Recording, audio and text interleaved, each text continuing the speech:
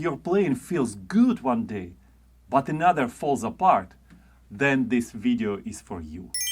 Today, we'll try to fix the habits which make your playing unstable, especially under pressure, in faster tempo, and during the performance. Mistake number one is when your performance goes off, even then all the notes feel just right. And it comes from practicing without developing the strong sense of the rhythm. Then, at the speed, everything seems to be rushed, or you start to drag, because there is no strong underlying pulse. And here are 3 basic steps, which will help you to improve this part of your technique. Step 1. Clap or speak, or sing if you want, the correct rhythm with subdivisions. Does it seem to be easy enough? Great! Then make a step 2. Play through this short part, but don't worry about the right hand. It might squeak, you might mess up with bowings. Prioritize rhythm. And then, when the rhythm feels secure, then it's time to add everything. Your sound, dynamics, bowings, and the rhythm. Moving on to mistake number 2.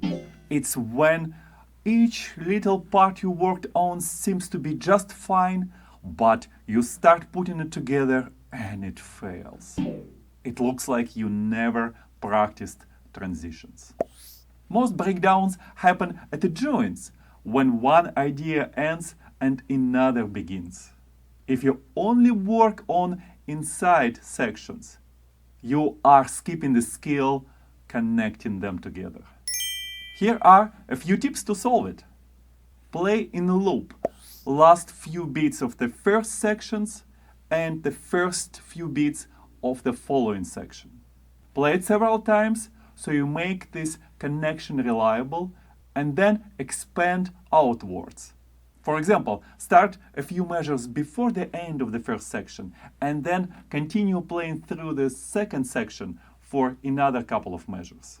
And this is how you eliminate cliff edges of your playing.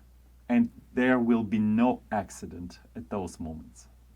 Mistake number 3 is very common and extremely limiting. It's practicing at only one tempo. Some players keep drilling the piece at very slow tempo. Some push as soon as they can to almost performance tempo and stay there. Both approaches will make your performance extremely risky. You need to be able to switch through at least 3 different tempi, even during the same practice session.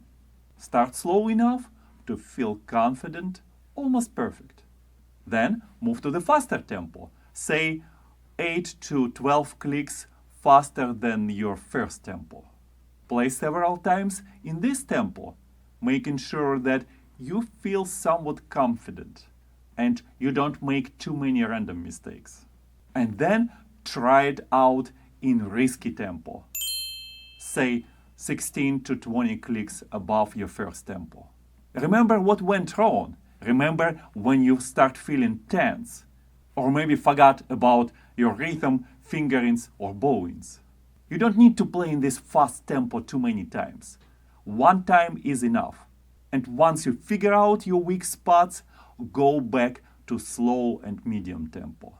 And wait to your next practice session to try it at the fast tempo again. Playing in a slower tempo will help you to feel secure. Playing in medium tempo will help you to feel that your performance is reliable. And trying out to play short sections in a fast tempo will help you to understand what it takes to develop good coordination and confidence, no matter how nervous you will be during performance. But it might still fall apart during performance. To avoid it, you need to think about mistake number 4. And this mistake is when you're practicing only in perfect conditions without any variability. You practice in quiet room, you are full of energy, you're paying attention to everything, no distractions, everything goes as planned. But the moment you feel stress, fatigue, and a lot of pressure, of course everything changes. But you can definitely try protecting yourself from that if you include variability. Consistent performance doesn't come from the comfort.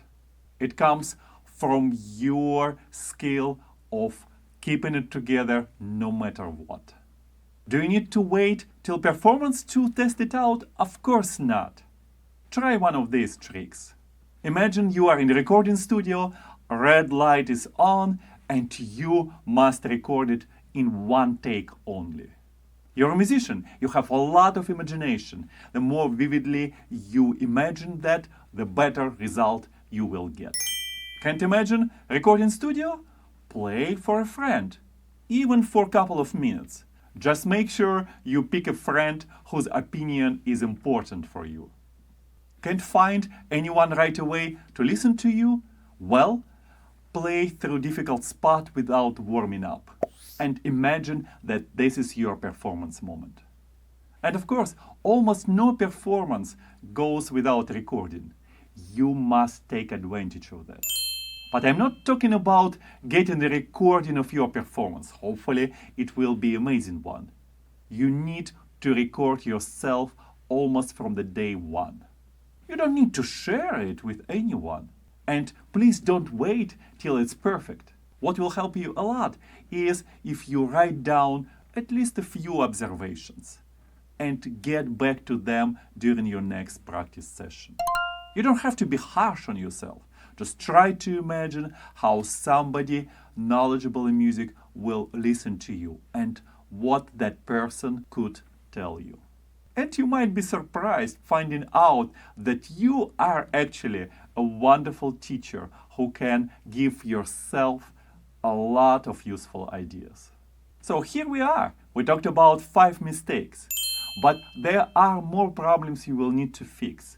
And we actually talked about this in a previous video. So if you haven't watched that, please check this video out. I'll put a link in the description so you can find it without problem. Stay well and keep making beautiful music.